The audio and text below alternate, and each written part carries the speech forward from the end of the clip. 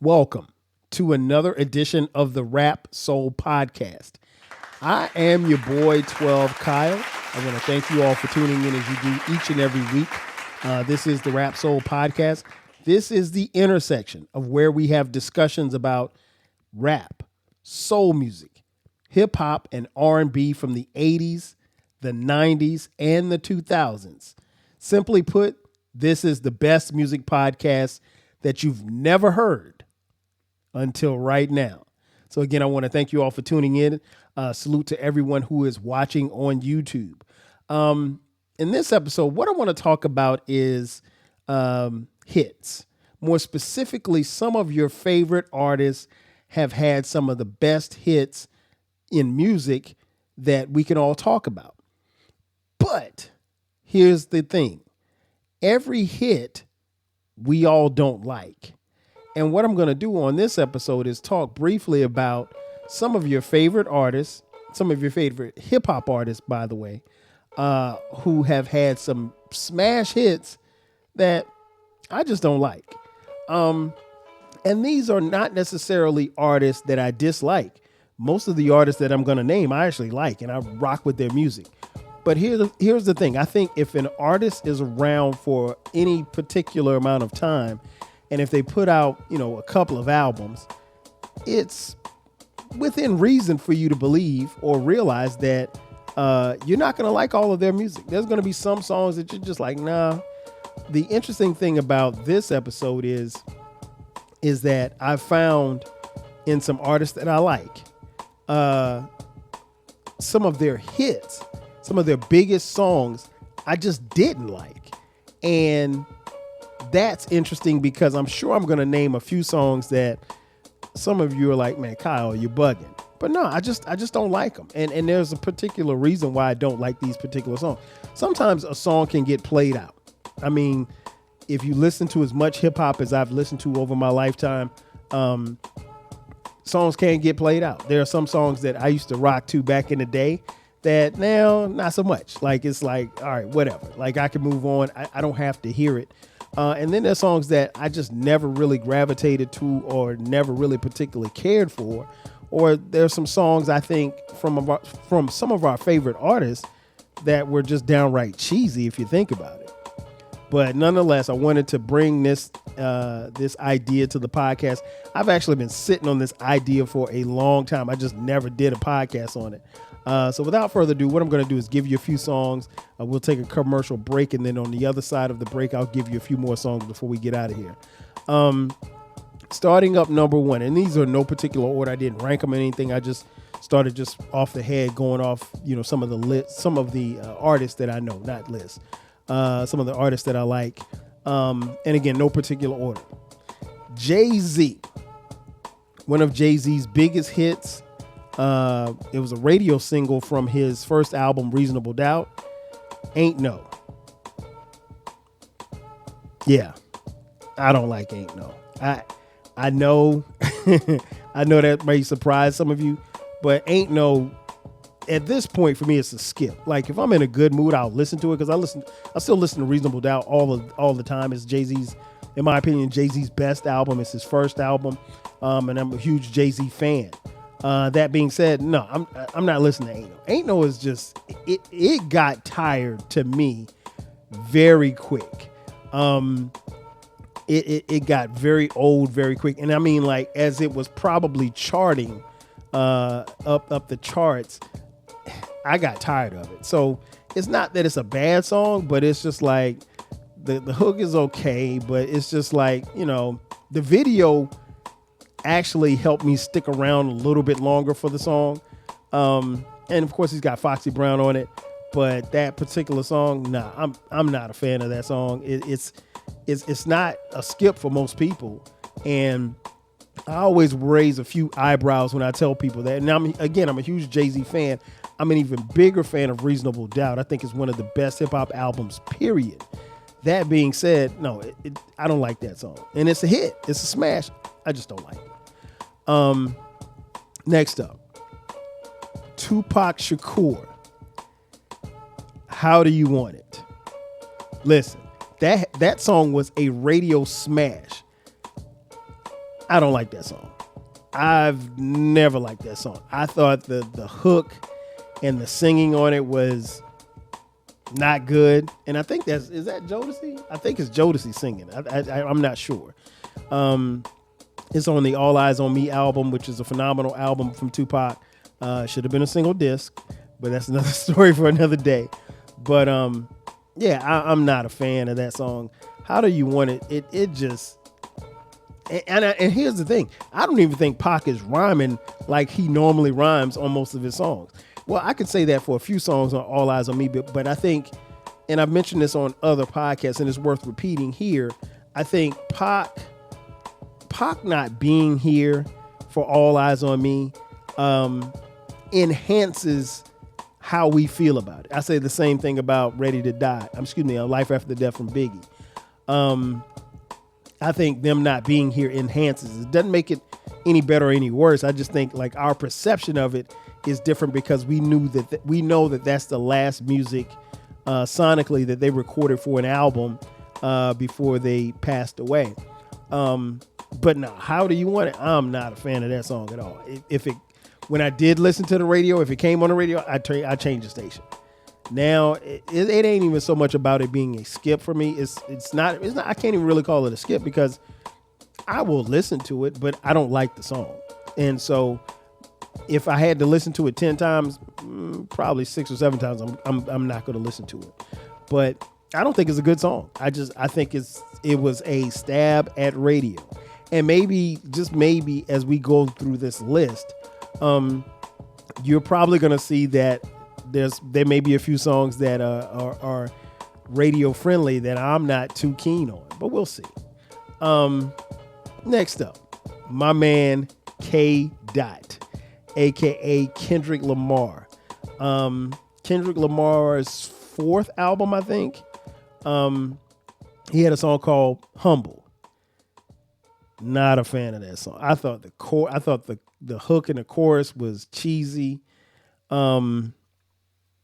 He's kind of rhyming all over the place.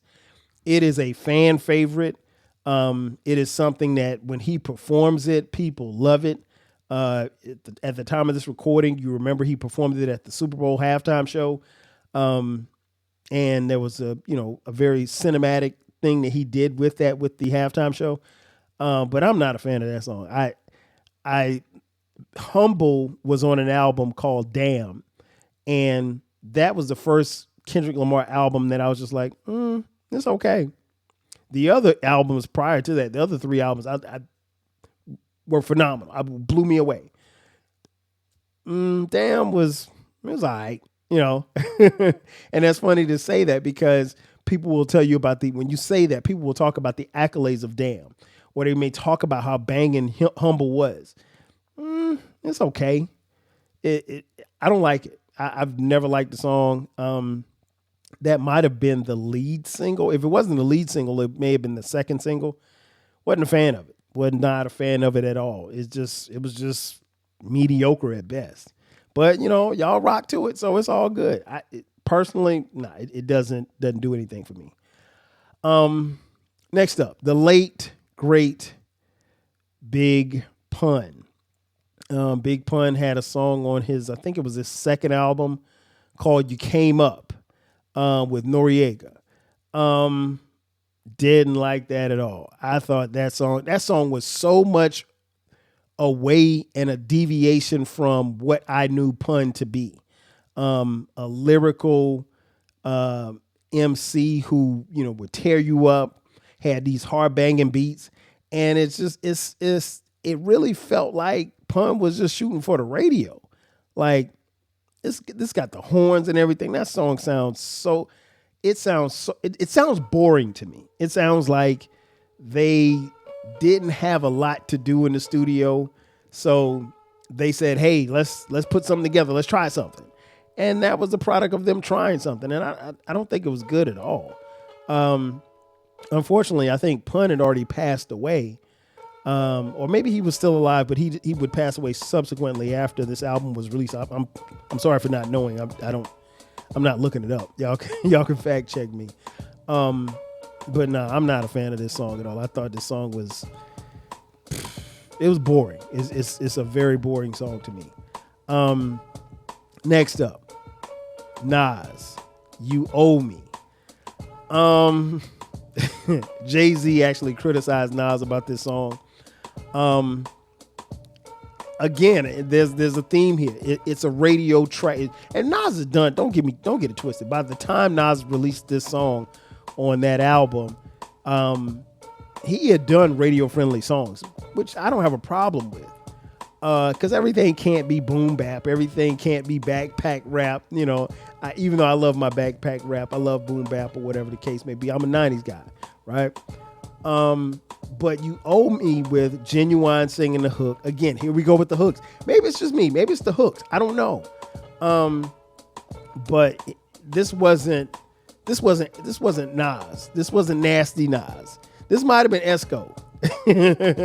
or who was after Esco? Was somebody after? I can't remember if he was somebody after Esco. But nah, I'm not feeling You Owe Me is a club joint. Again, I think it was produced by Timbaland. So it's a banger. It is something that gets the club going. People get up for it, and you put it on, and people gonna jam and rock to it. I don't feel it like that. I just don't feel it like that. I'm sorry. Next up, Dr. Dre. When Dr. Dre struck out on his own, he created Aftermath, the label. He did a song called "Been There, Done That." Nah, this ain't the same guy that gave us Express Yourself, Fuck the Police, and thousands of other hits. Let Me Ride, nah, this is nothing but a G thing. Nah, this Been There, Done That. The only thing I liked about Been There, Done That was the video. That's the only thing that I liked. Everything else, I mean, this, and fortunately for me, I have not heard this song in probably about 15 years. And I'm sure now that I'm talking about it online, it's probably going to pop up somewhere because, people are listening, right? Next up, again, these are no particular order. Dr. Dre's protege, Marshall Mathers, a.k.a. Eminem. Eminem's debut song, My Name Is. Oh my God, this song was terrible. This song got played out so fast. And it didn't help that My Name Is got a lot of airplay on Top 40 radio, on white radio, on black radio. It was literally like on MTV, it was on BET. You couldn't escape it. And it takes nothing away from how dope Eminem is. But when you dig deeper into who Eminem is as an MC, you could clearly see that this was their pitch to radio.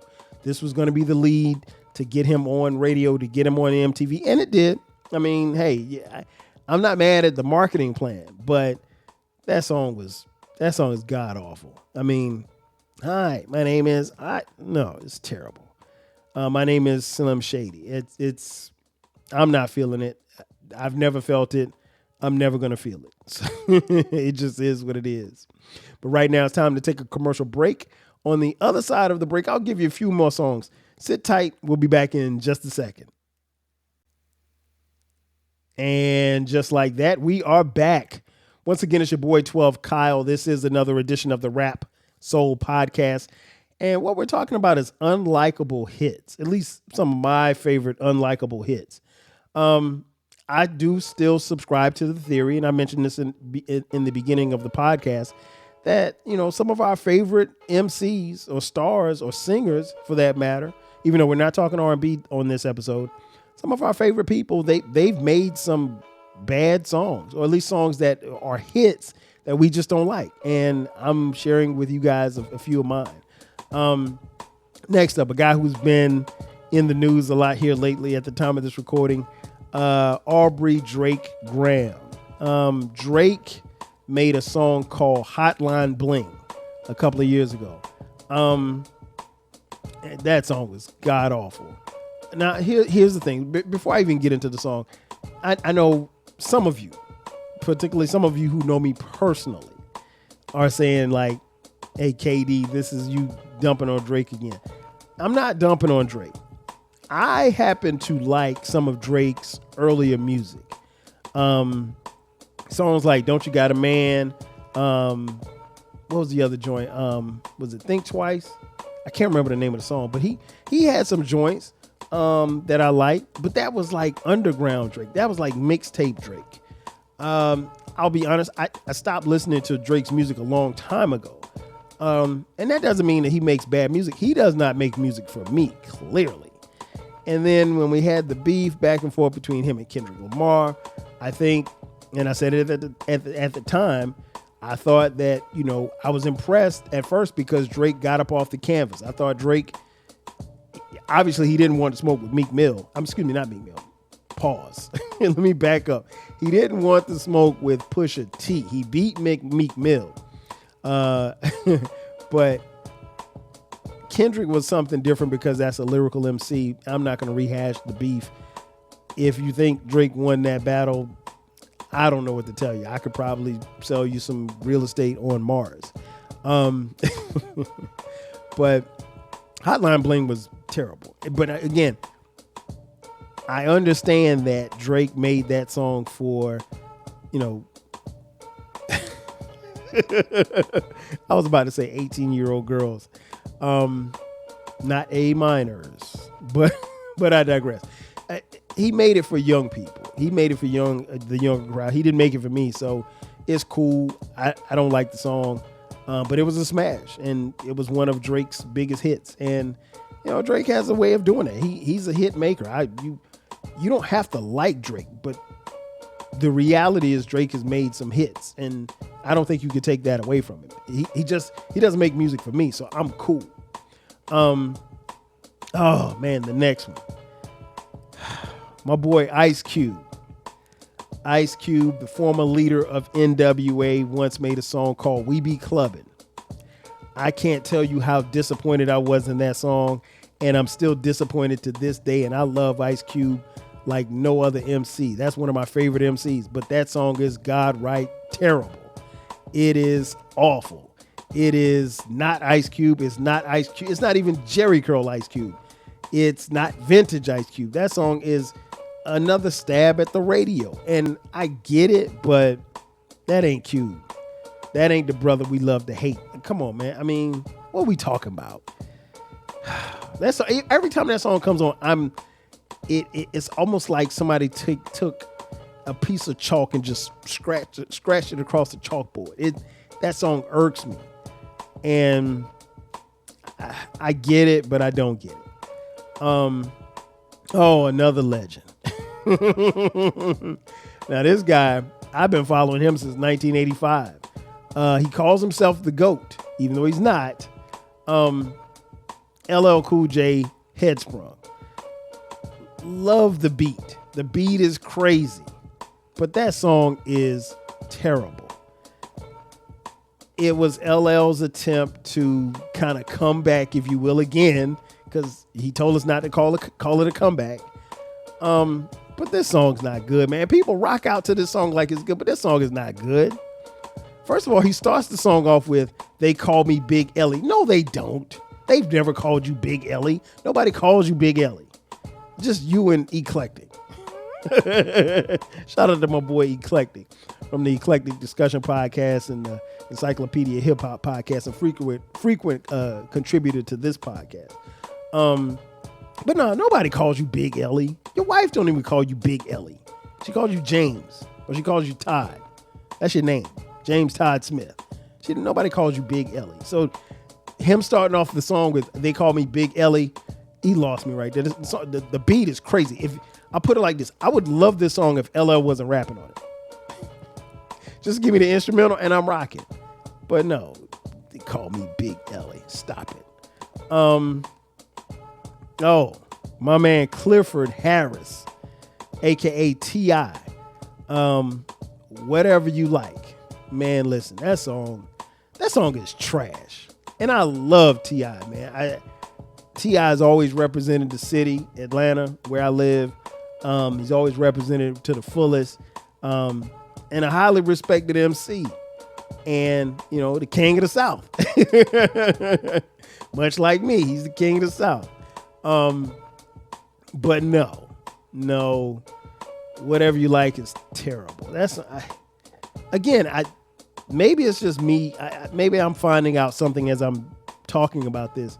Maybe I don't like these radio friendly songs it's one thing to get radio play with your song. It's another thing when you go into the studio and specifically say, hey, we got to get this to the radio. We need a radio smash. And the song was a hit, but the song is terrible. Next up, the late, great Dark Man X, The Dog. Party Up. Party Up. It ain't it. And it's DMX's biggest hit by far. I don't even have to look it up. It's his biggest song. That song, that ain't DMX, man. I'm waiting on the story for somebody to tell me that DMX really didn't want to do the song and they twisted his arm and he did it. I'm sure that there's a story out there somewhere. Somebody has to tell this story because I just can't see the DMX that I know and remember and love. I can't see him going into the studio and saying, hey, y'all gonna make me lose my mind. Up in here, up in here. No, not the dog. Come on, man. The dog's not doing that. So, no, I wasn't a fan of that song. I will sit through that song now. But I don't like it. I've never liked that song from the first time I heard it. Now I've been consistent with it. It wasn't the fact that the song got played a gazillion times, but I never liked it. I never liked it from the beginning. Here's another one. One of my favorite groups of all time. OutKast. Hey Ya. There may not have been a bigger song that was aimed at radio from day one than Hey Ya. Hey Ya got play everywhere that you could think about. And the thing is, I don't think OutKast actually needed the airplay or the crossover appeal because they'd already done that, but it put OutKast in a whole nother stratosphere. That being said, this is OutKast's worst song. And I know and I've listened to and love every other album that they've made. This is their worst song. I will never sit and listen to this song intentionally. And I love OutKast like family. But no, that song is terrible. This next one may surprise you, and I'll leave you with this one. It was a collaboration between the late great Notorious B.I.G. and Bone Thugs Harmony. Song was called Notorious Thugs. It was a hit. I wasn't a fan of that song at all. Here's the thing, and I know what you're all saying. Well, Biggie, he flipped the flow, man. He was rhyming like Bone. That's the point. Why is Biggie rhyming like Bone? Why? And I understand, Bone was hot back at that particular time. And, it was something different. These cats from Cleveland and, he was, Biggie was tapping into more West Coast ties, if you will, with this song. But no, that song's not that good. It's not as good as people think it is. I don't like it. I've never liked it. I remember distinctly reading the liner notes as I was listening to Life After Death, because as you remember, or maybe you don't remember, Life After Death came out. I think it was like 2 weeks after Biggie was tragically murdered, right? So there was no really kind of rollout. The only song that was out at the time was Hypnotized. And so we got word that Bone Thugs and Harmony were going to be on this album. And so I remember opening up the CD and listening to it and reading and everything, reading the liner notes. Shout out to those of you who read the liner notes. I know we don't have hard copies of music anymore, so there's no liner notes to read. But yeah, I was, reading the liner notes. I'm like, oh, snap. Bone Thugs is on here. Okay. So I get to the song and it's like, it's Bone and Biggie, Biggie. It's Bone and Biggie, Biggie. And Biggie starts it off and I'm like, what is he doing? Like, I didn't hate it immediately, but that song, the more and more I listened to the album, the less and less that song got played. And it fell out of rotation. And now I'm like, it's not that good. People love it, because it's Biggie and it's Bone Thugs. And Bone was one of the few artists to be able to say that they worked both with Biggie and Pac while they were alive. But that being said, no, not feeling that at all. Not feeling it at all. Sorry. Not sorry. In conclusion, I think if we're being honest as hip hop fans, some of our favorite stars and favorite artists have made songs that weren't that good. And unfortunately, or fortunately, some of those songs became hits. And what we like and what we don't like is subjective. Every artist that I named on this list are great artists.